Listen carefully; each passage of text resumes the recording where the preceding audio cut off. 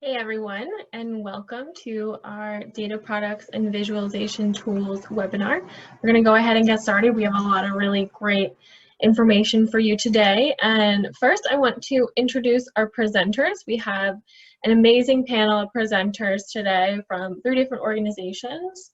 The Academy of Natural Sciences, we have Steph Kroll and Lynn Perez. From the Stroud Water Research Center, we have David Bressler and Shannon Hicks. And from River Network, we have Adam Griggs, and my name is Colleen Walters, and I'm also from River Network. So at this time, while we're all sitting at home, the monitoring programs might be on hold, your data collection, might not be as robust as the last few years. We wanted to take some time and make sure that you were aware of all the different data products and tools that you can use for your existing data sets. And so we have these 3 different organizations that are going to go through their products that they have available for the DRWI groups to utilize. And basically this presentation is supposed to be just an introduction or a refresher for some folks to the different tools and products available, with the intent of then moving forward with additional presentations or deeper dives or trainings or resources for the products that you might want some more information on, or you might want to know a little bit more about. So as we go through this, we encourage you to think about what your organization might want, what could be useful to your organization, and we'll have some polls throughout the presentation to get a better idea of what you guys are working with, what you have seen in the past, what you're more familiar with, what you're a little less familiar with, or maybe not have heard of before.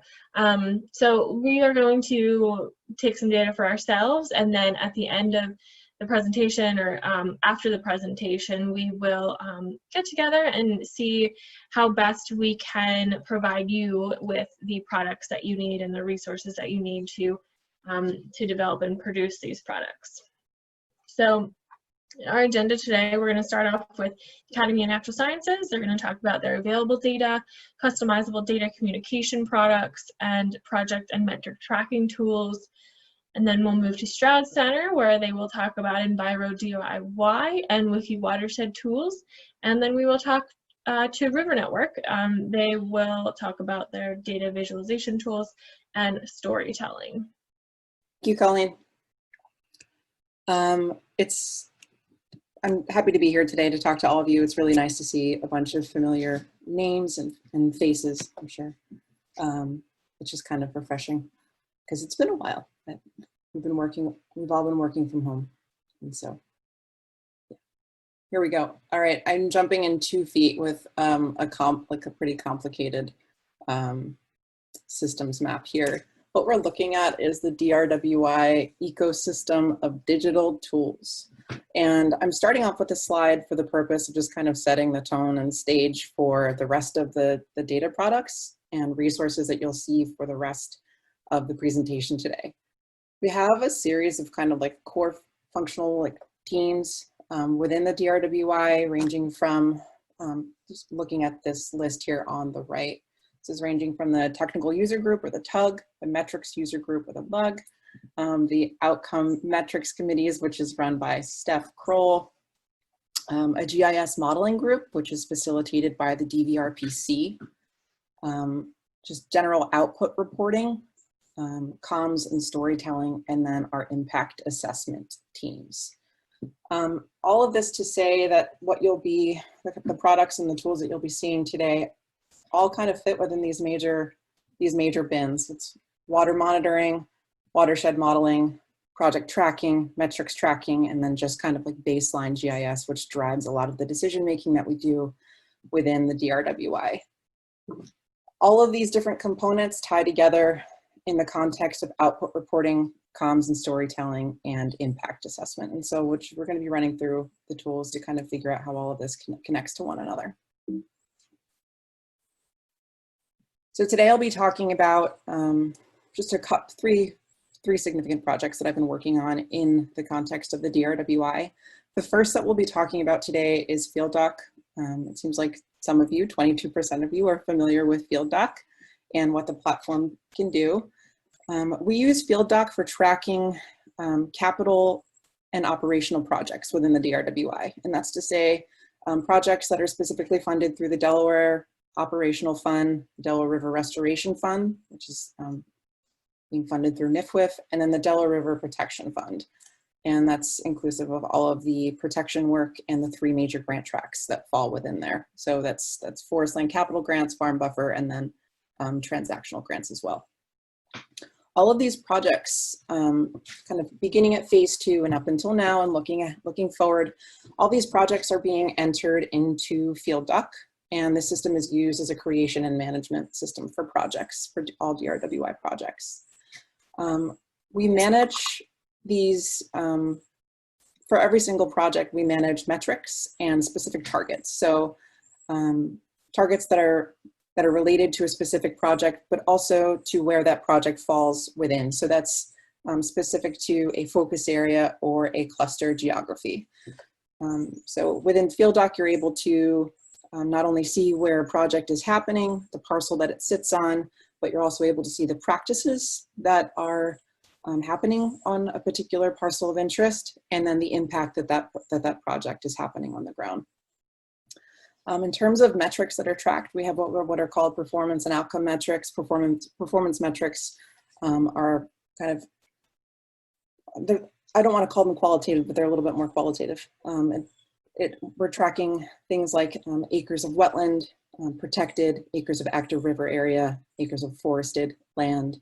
Whereas outcome metrics are kind of looking at the actual changes that are happening in the waterways. So this is specific to reductions that can be attributed to a particular project. So these are reductions in nitrogen, phosphorus, and sediment in particular. And then all of this information is kind of aggregated together in what we call the DRWI dashboard, and I'll jump into that in a little bit. So this is just a quick snapshot of what you see inside of FieldDoc. We have, we're looking at a particular project here. It's a public project funded through the Delaware River Restoration Fund, and it's up in the New Jersey Highlands, Upper Pollenskill area. We are able to track and see that this project opened in phase 1 and it closed in phase 2. And then we're also able to see all of the different practices that are happening within this particular project and the aggregation of metrics that this project's contributing towards the focus area and cluster goals. Just to briefly, like I'm not going to go too far into the DRWI dashboard. It's just to say that all of the metrics from projects inside of FieldDoc is aggregated together, and users are able to go to drwidashboard.org and navigate the collective impact of projects within the focus area or cluster zones. So you could see the aggregated numbers of all both public and private projects within these geographies that are specific to the DRWI. So you can see what's happening on project scale, the aggregation to a focus area scale, the then aggregation of all those focus areas to the cluster scale, and then aggregated all the way up to the DRWI as a whole. Jumping ahead into a product that is coming in spring 2021, we are rolling out what we're calling right now the DRWI data portal. So it may change. Core function of this system is just a map-based exploration of DRWI monitoring sites. And we plan to have just the core base be a map where users will be able to toggle through and navigate all parameters of interest for the DRWI. So this is, we're just looking at like a spin up here. So specific to the DRWI, we would be looking at bacteria, turbidity, pH, total phosphorus, total nitrogen, total sediment, and then all of the biological parameters as well. One of the neat things that we'll be adding to this system is looking at the long-term monitoring data. So when you click on a particular monitoring site, you're able to see the days in which the monitoring took place for a particular parameter, but also what the longer term trends are. So within our system, you'll be able to visualize data starting from 2013, going all the way out to 2020, and then we can update from there. All of our data right now is available on a system called quasi-HydroShare, but the QA/QC process and the publication process puts a little bit of a delay on that. And so we have right now between 2013 and I believe 2016 data uploaded onto quasi-HydroShare, and anyone can download that data, and there's a DOI associated with it. This system's a little different in that it's just more comprehensive and covers a larger time period. So you can come in here and visualize the data, and I'll get into the data download portion of this as well, but you wouldn't be able to download kind of the full 2013 to 2020 on here, but you are able to visualize it. What you could download off of the system, I'll go into a little bit of detail in a second, but what you'll be able to download is similar and or exactly what you'll find on quasi-HydroShare. So the data portal. The major objective here is going to be data upload. So annually, or it's encouraged to really for cluster partners to do this as frequently as possible, but cluster partners are responsible for submitting all data to the Academy. The data is then QA/QC'd, aggregated, put in the same data standard. And then what we're proposing to do here is cluster partners will then be able to download that data in the standardized format. So the kind of unique factor here is that cluster partners that are doing work in, let's say, the New Jersey Highlands and the Brandywine Christina will be able to speak in the same data vernacular, which is pretty significant. The last thing that I wanted to go over is the integration with FieldDoc. So when a user signs into FieldDoc, our system will be kind of like a cross-connected platform. And so when you log into the DRWI data portal, you'll also be logged into FieldDoc. And you'll be able to visualize any projects that you have that are going on that are local to a monitoring site that you're looking at. And kind of the converse side of that is if you're inside of FieldDoc, you'll be able to turn on any monitoring sites. It's also associated with your organization as well. So this is just an exciting product that we're really just excited to get out there this spring. But for those that are interested in this, I would love just if you could send me a private message. We'll be engaging somewhat with stakeholders just to get some feedback on what we are proposing, but also to hear about some core functionality that's important to you and what you'd like to see in the portal before we roll it out. So that's it. I'm going to pass this to Steph now. Thank you. I'm just going to share my screen. Here we go. And yeah, we are very excited about being able to upload and download data from that data portal. In the meantime, I can just tell you what data we are collecting and how you could get it in the meantime. So we collect mostly data related to the stream.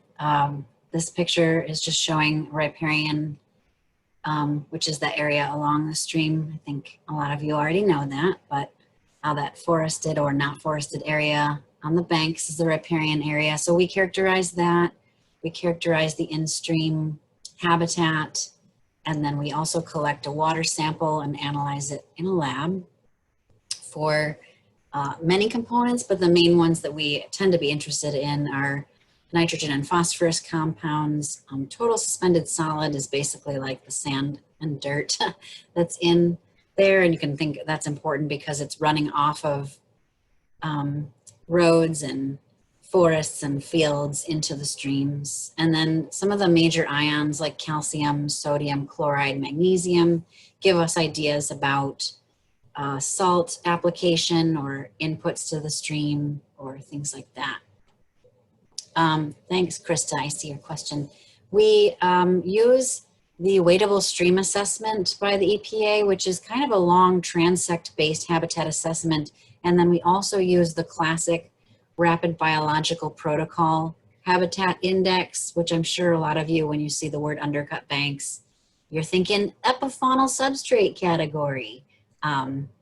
Geez, inside jokes about indices always fall flat. So we use those two, and then for the riparian zone, we're actually using an index adapted from Spanish researchers because that was the one that was available in an index form and not a really extensive assessment. And yeah, happy to talk details about those as we go. And then our question is, you know, is restoration working? Is it improving the ecology? And I know that I've told many of you this, but we just don't know the answer to this question. We assume it's going to work, but we want to be measuring small changes over time, and we want to see changes over different scales. So for the living creatures, we measure multiple assemblages or communities so that we can look at changes in spatial and temporal scales, and also relative to the different stressors. So this is a diatom, a single-celled photosynthetic organism. They tend to respond pretty closely to nutrients and to stormwater, and broadly to pollution. And then macroinvertebrates, this is a nice stonefly, Purlidae, can respond, and also fish can on longer temporal scales. Diatoms can respond within, you know, a season, a month, a week. Macroinvertebrates is more like over the year prior, and fish can be over longer time scales. And those two respond to local habitat as well as whole watershed conditions. And so this is the work we're doing now, is figuring out what do the baseline conditions look like, and is restoration working? And that's why we collect these groups of data. Of course, we always do the landscape analyses of land use and geology and those aspects that will be relevant. So for now, while we're waiting for the wonderful data portal, it's still a little bit analog. We've got a template for data submission, which is just an Excel spreadsheet that we send to partners for them to fill out. That way the data are all coming in the same format. And then at the winter gathering, we've taken surveys before asking people about what data they're interested in. And so we continue to put this out to people. You know, if you want data, if you want graphs, if you want to just talk to us about how you could use the data, you can email us at ans_watershedsci@drexel.edu. And so everyone who's collecting data, and I see several of you are on this webinar, you know, if you're collecting data, then those data have to come into the ANS database, and they're always available to you to ask us for. And we can always just return the raw data that you submitted in maybe a different format.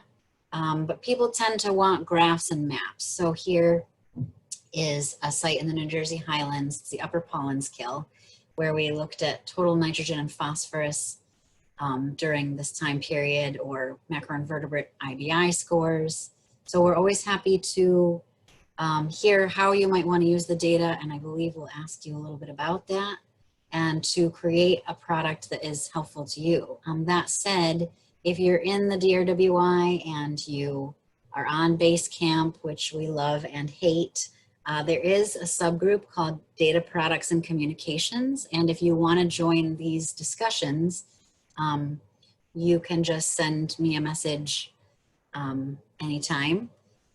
And here we have posted our data catalog, which is for data products. It is similar to what I just showed, where it might just be some graphs, or it might be a nice map with also a graph showing the landscape characteristics, the land use, your index of biotic integrity scores, anything that you are interested in, we can adapt these to. The data catalog just gives an idea of what we already have ready and what we found that partners have found useful. And for those also, it's really good to think about how you could use the data. And I know this is part of what we do and part of what Adam does. And so here are some of these data products that are in that catalog, and some reports we have done previously, just looking at how are we characterizing the DRWI sub-watershed clusters using agency data and protected land. This is a little report card, which is a pretty popular format. You know, we didn't invent it and we won't be the last to use it either, but just to give some of the most relevant indicators and how they're scoring a specific site. We can also look across the clusters and how on average they're faring, or at all the points where we have data within a cluster, provide some graphs. And if you can always throw a charismatic sculpin on there, it is always a big seller. So that's what we can offer. And then this is the next part that I'll be passing along to, I think, Shannon. And before or while Shannon is setting up her presentation, I want to launch a few more polls. So the first poll right here is to get a better idea of who your audience is. So who is your main target audience when using data products and visualization tools? Are they board members, funders, potential partners, landowners, decision makers, or just within your organization?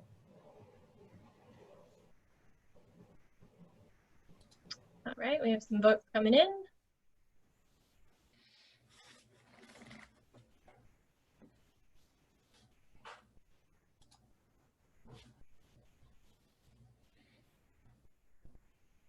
Okay, and I am going to close the poll.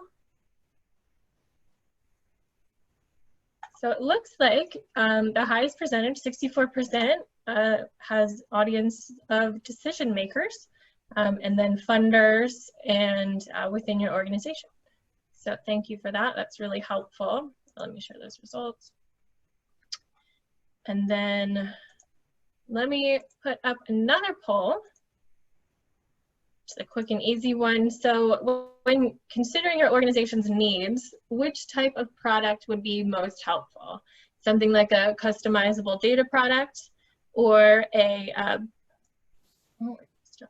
basin-wide data portal like the DRWI web platform.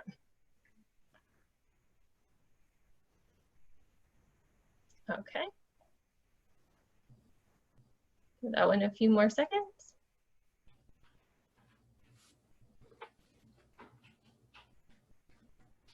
All right, so I'm going to end that poll.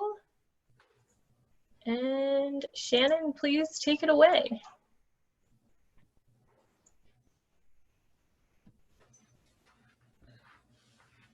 All right, I'm sharing my screen. It should be on there. My name is Shannon Hicks. I'm the research engineer here at the Stroud Water Research Center. We're based out of Avondale, Pennsylvania, which is about an hour west of Philadelphia. And as an engineer, my job is to make a lot of really cool devices and work with the equipment that collects a lot of the data. So I know this is a data webinar, so we're not going to get too detailed into the hardware, but we just thought we'd give you a little glimpse into some of the instrumentation that we're using. And it's part of a program that we call EnviroDIY, which is part of a 6-part network of tools that we call the Wiki Watershed Toolkit. And right after I talk, Dave Bressler is going to talk about Model My Watershed and Monitor My Watershed, which are the 2 top ones on the list.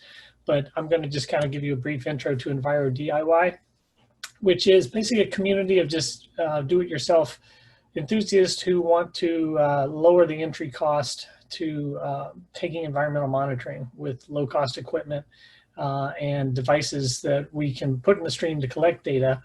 And then in the context of this webinar, what are we doing with the data after that? So we've got a lot of data that comes in every 5 minutes from hundreds of stations, and it's a pretty big chunk of numbers to have to crunch. So we're going to talk about how all that comes into play here in just a minute.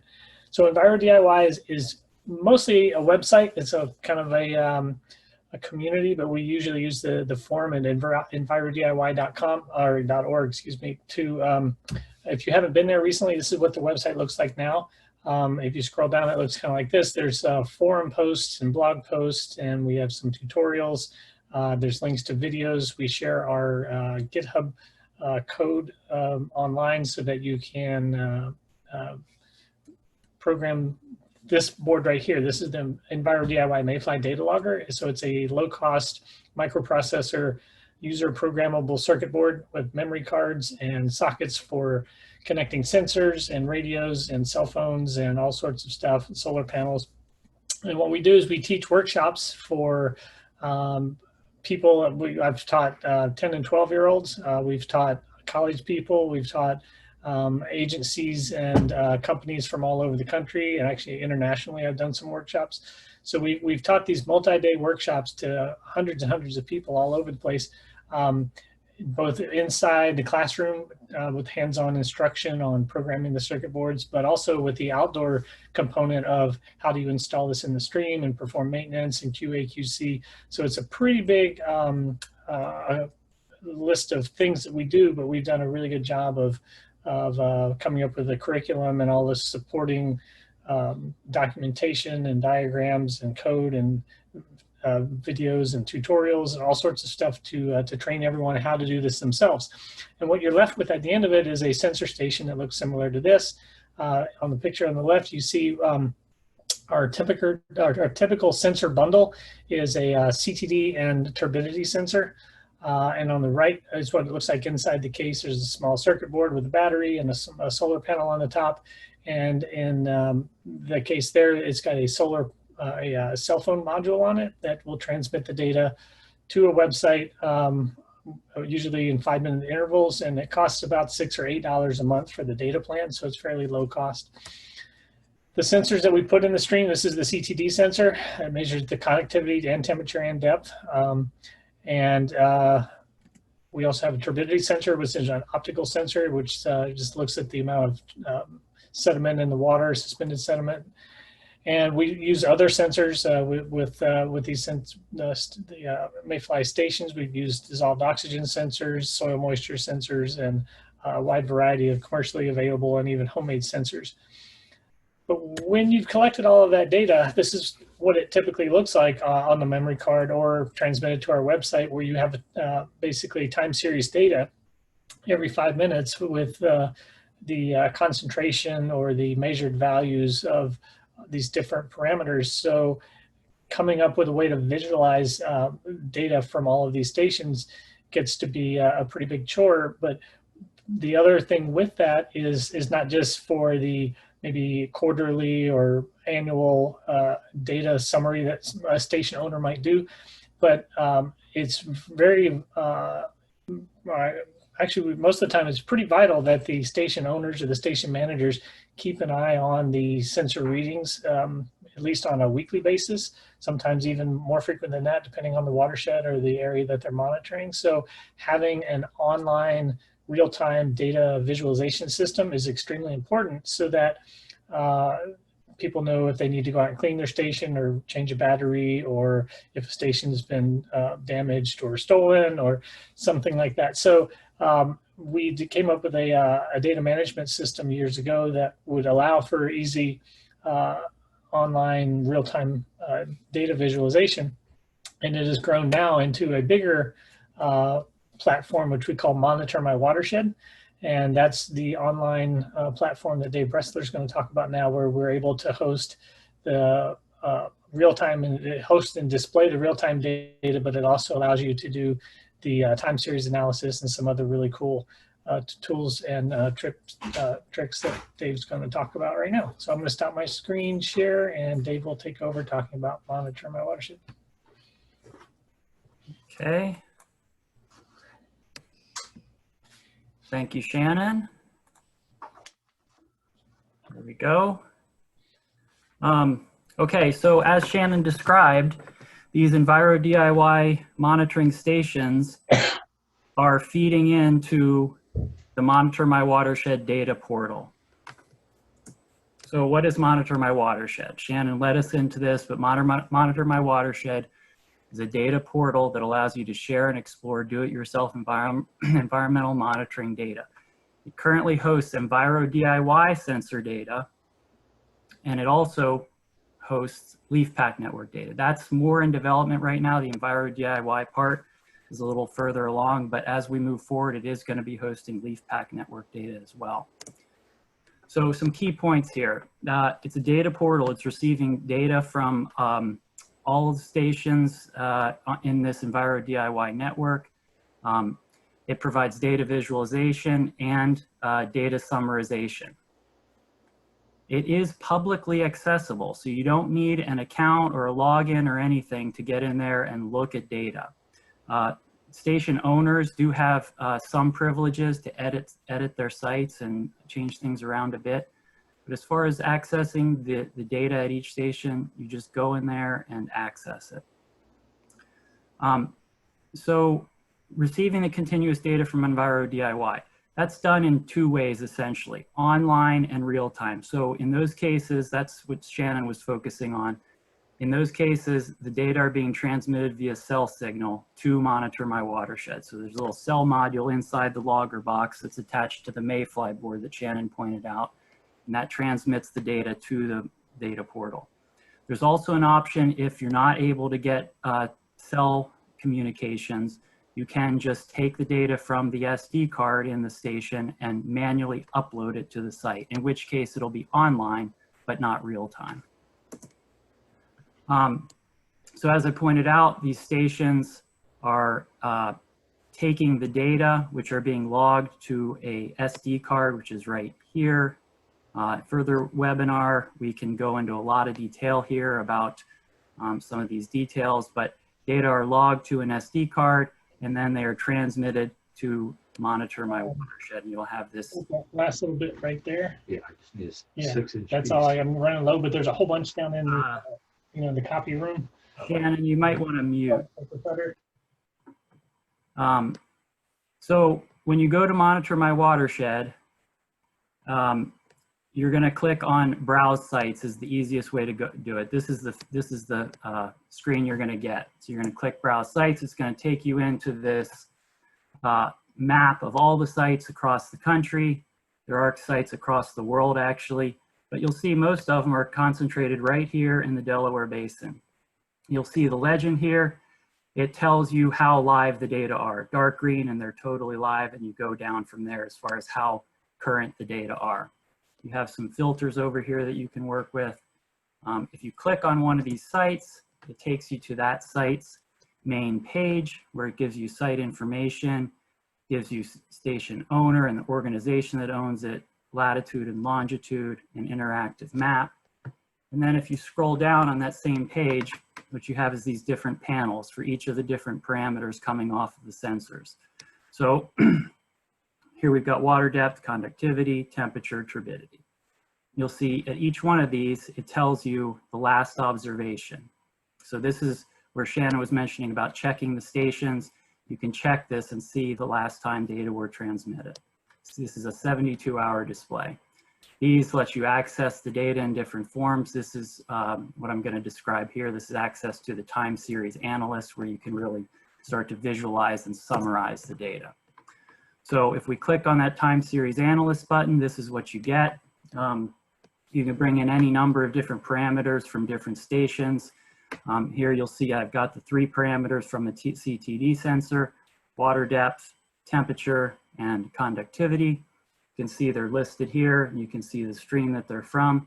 You also have this option here of defining the time period that you're wanting to work with, and you can zoom in with your mouse or your mouse pad and adjust these Y and X axes. Okay. And I mentioned also, if you scroll down on this right side here, you get the summary data for whatever time period that you're looking at. So you can get summary data for a week, zoom out to a year, get that summary data, whatever time period you're looking for.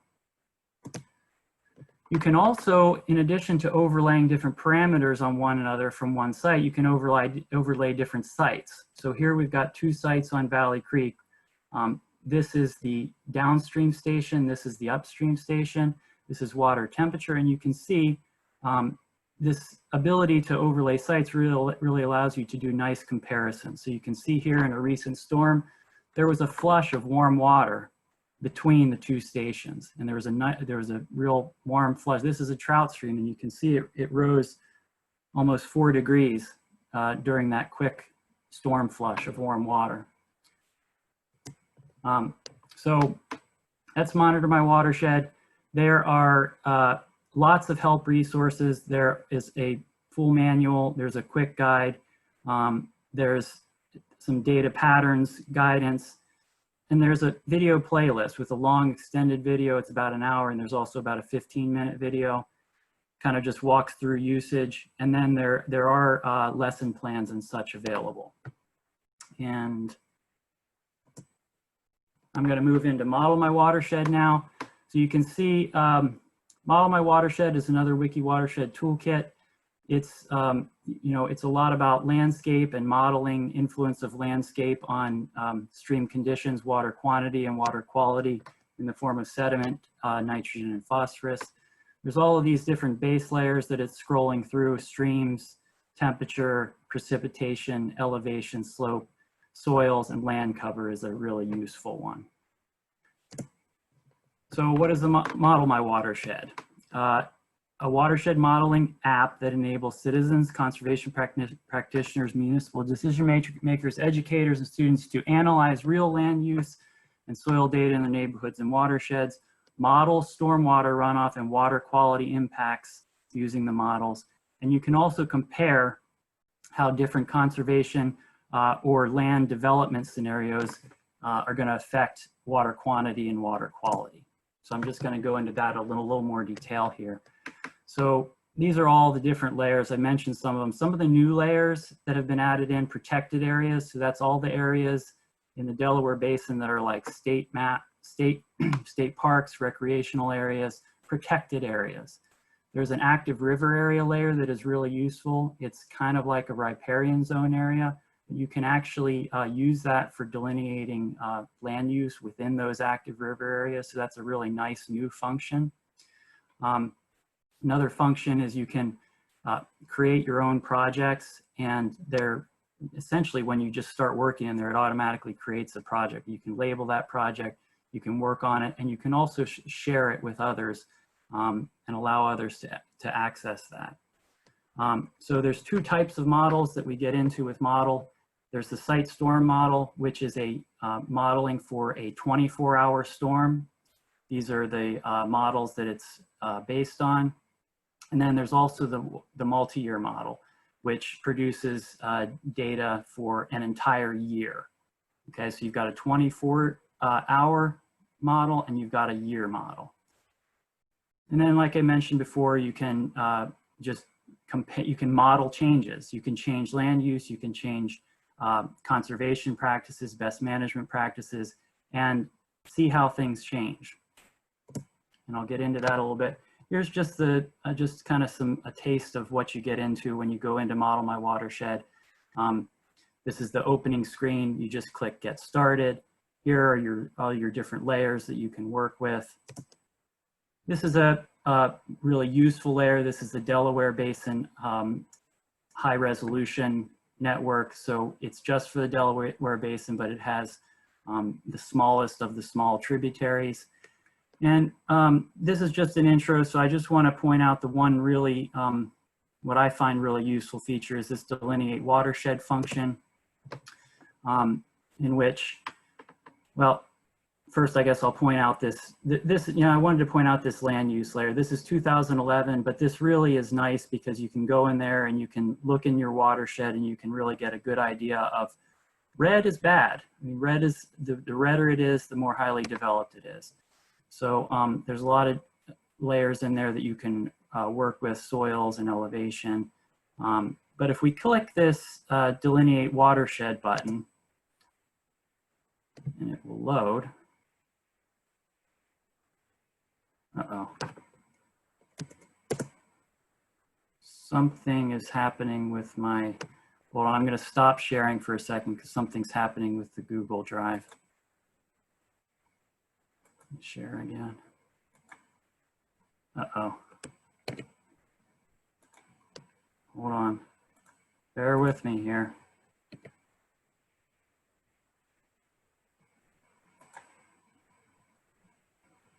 All right. Let's try this. If you need me to share my screen, let me know. Yeah, it's for some reason it's not taking it. This is new. This was not doing it when I was practicing, but I think maybe we should have you share your screen, Colleen, because something's malfunctioning here. All right, so let me scroll up. You'll have to let me know. Well, here, let me. Slide. Uh, Goes this slide?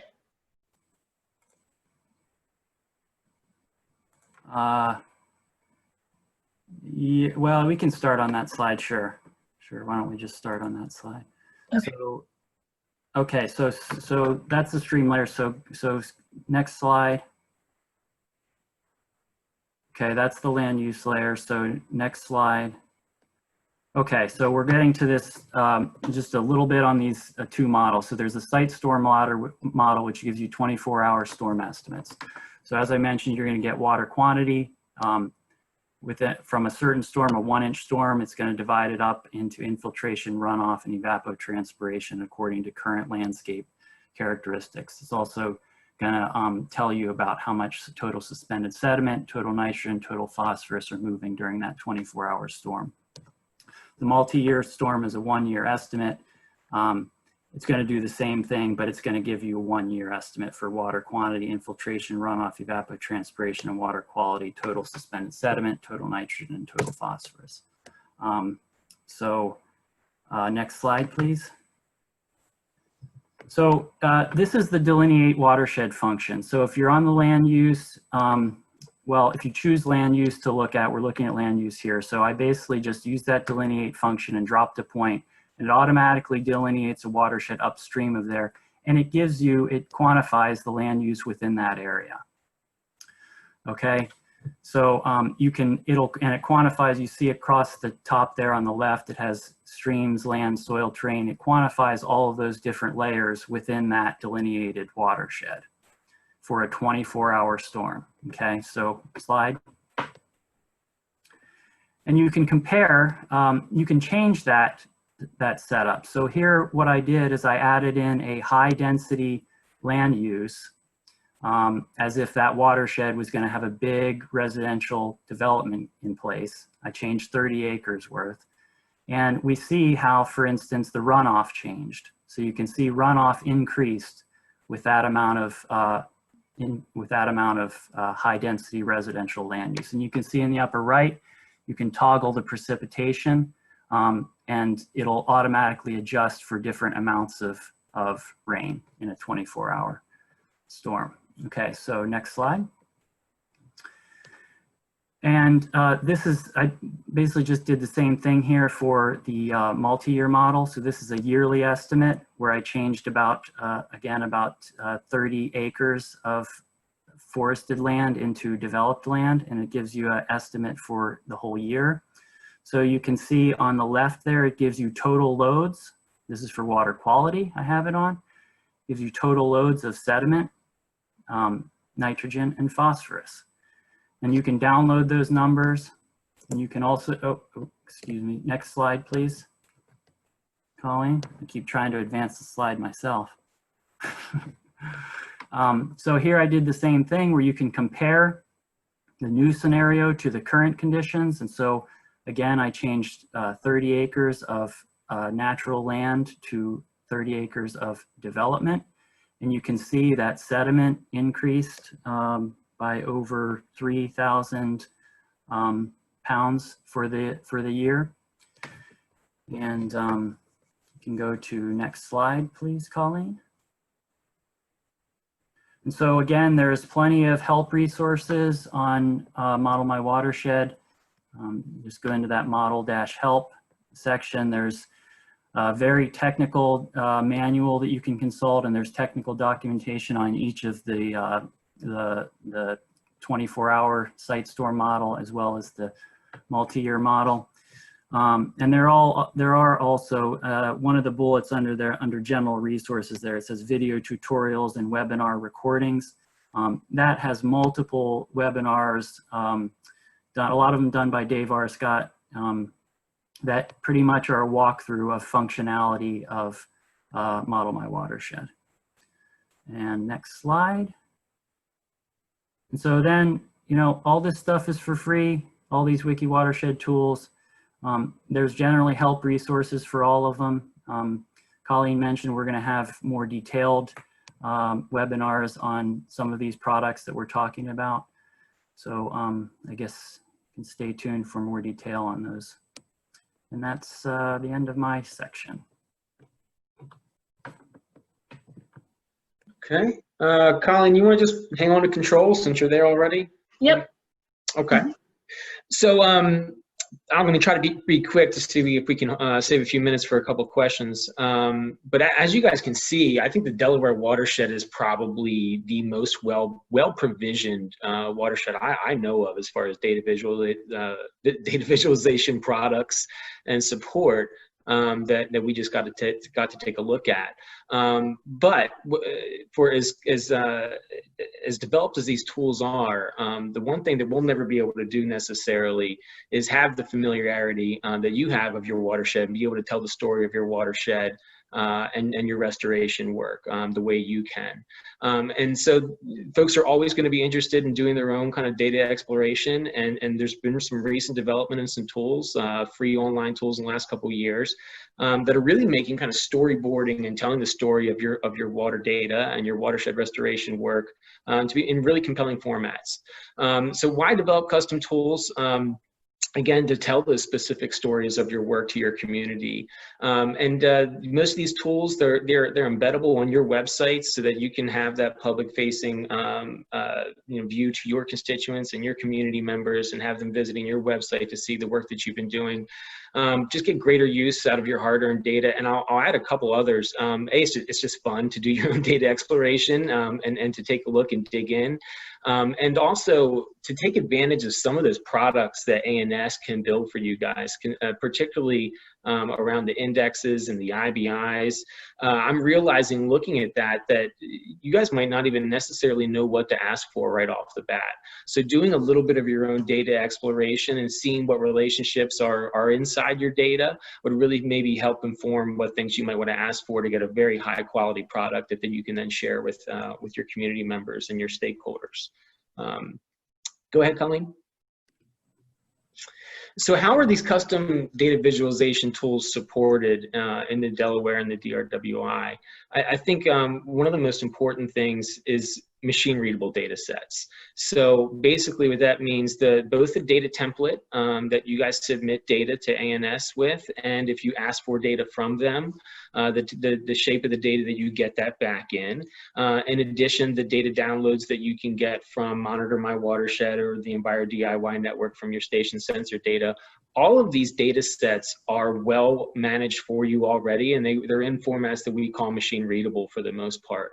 So you can take these data sets that you've already invested in shaping and getting into this structure or through the services available at our partners here and do additional things with them without having to really dig into data management or understand how to reformat the data in ways that can be complicated. You can pretty much run with what you're already giving them or what they're giving back to you. And that's a really powerful thing, because usually this is the step where most groups get stuck on DIY, is just getting that data in a format that can be read by these programs. Go ahead, Colleen. And so a little bit of what I can do, a lot of times this does require some one-on-one support and some individual hand-holding. So if these are things that you're interested in, we're going to do some webinars that do some in-depth training on these kinds of things. We've set up some trainings for particular cluster groups. I've got limited time to do some one-on-one support with groups as well. But usually what we'll just go ahead and take the products that you're already developing or that you can download from the partners and just give you a taste of some of these other online services that help you do some really in-depth storyboard type development. The example there on the right is a data studio product. For instance, the data that you download from all your sensor data, when you get that 5-minute time series data, just the raw amount of that can be something that most programs honestly can't handle.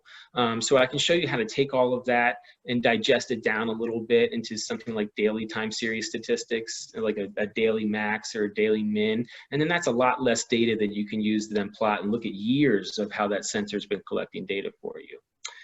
Go ahead. A couple other the products that I'll point out there, Arc Online, their dashboard capabilities and their story map capabilities allow you to combine this science and data and this monitoring in a really rich format to help you tell the story of your program, the history of your organization, the particular threats of your watershed. You can really lead folks through the problem from start to finish, you know, how it got there, what you're doing to solve it, what you're observing as you're doing your work. On the right is a small example of a Google Data Studio dashboard, and both these things can simply just read data off of a Google Sheet. And so nothing super complicated, no coding involved.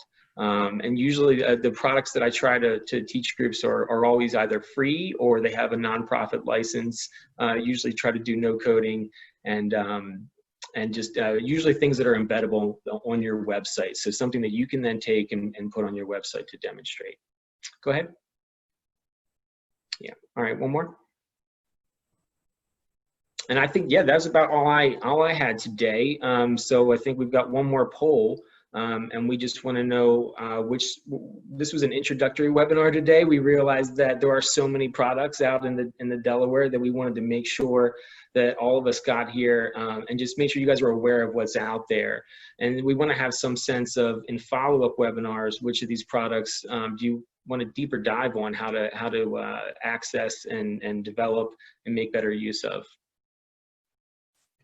Yeah, so this poll is really just asking, you know, all of the data products that we have introduced today. I know it was a whole lot of information, so it's okay if your head is exploding right now. But this webinar is recorded, so I will be sending around the recording, you know, shortly after the presentation, so you can go through it again if you want to. And then, yeah, like Adam says, this poll is to just get a feel for what folks might be interested in learning more about, to have any of those deeper dive trainings or resources.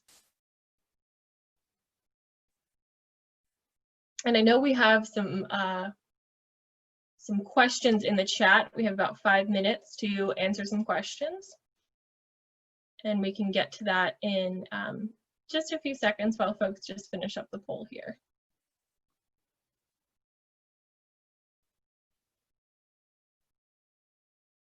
Have about 70% voted already. Give it about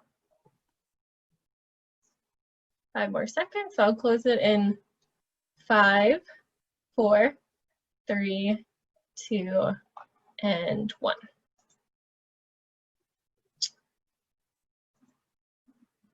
Okay, so just to share the results really quickly, we have interest in every one of these products.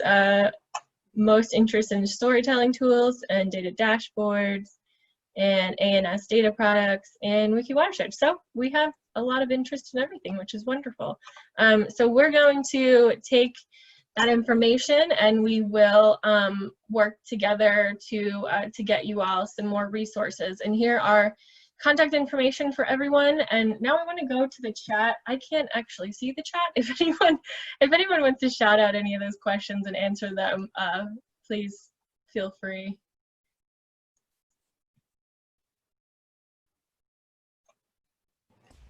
I guess I would just, Krista made a comment about like publicly facing data, and I do want to say that I think all of us are definitely interested in making sure we cater to a diverse audience. We have like more technical people, but we also have just general people of the world who know what a watershed is, but don't know what it means per se. So I think it's good to like work together to think about what data you want to be presenting and in what format, and then we can all of us can work with you to figure out how to properly frame it so that it is readable by the audience that you are trying to reach. Hey, so this is Ellen. I'm just looking through the chat about some other questions that came up. There were some questions about being able to embed information. And so I think Talia asked about that, and I think we got some response to that. But she was also asking if the Monitor My Watershed tool only works if if you have a data logger located somewhere in the watershed. Because I don't know if Dave or Shannon wants to answer that. Yeah, I typed it in there. Oh, okay, sorry. Technically, as long as the sensor that you're working with is listed in Monitor My Watershed, you can just set up a station online, and you basically just need to format the file so that it can be uploaded. There's a set format that you need to use in order to upload to Monitor. But you know, I mean, technically, you could put up whatever data you wanted there. Generally, though, you know, it's mostly these EnviroDIY stations that are transmitting data.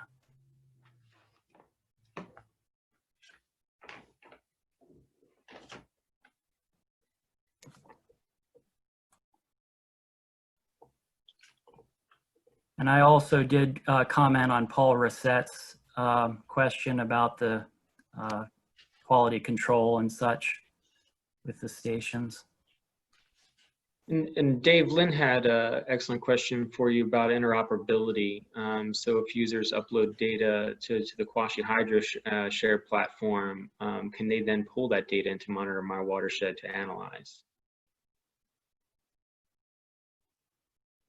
Sorry, was muted.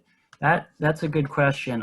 I think it's going to depend on the format, really. I mean, you could get those data into Monitor, but you're probably, and this may be more technical than what I can answer really extremely well, but anytime you're putting data on Monitor, it's essentially going to need to be with files that are formatted specifically for upload to that platform. And there are directions on how to do that, but I doubt if you were bringing it directly from HydroShare that it would be formatted in a way that it would automatically just be incorporated into the Monitor portal. All right, well, it's 2 o'clock, so I don't want to go too far behind our time here. So just a reminder, the contact information is listed on the screen right here, and I will also send around an email.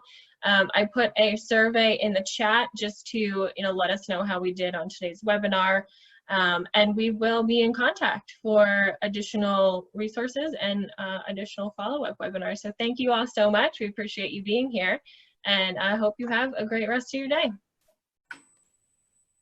Thanks, Colleen. Thanks, everybody.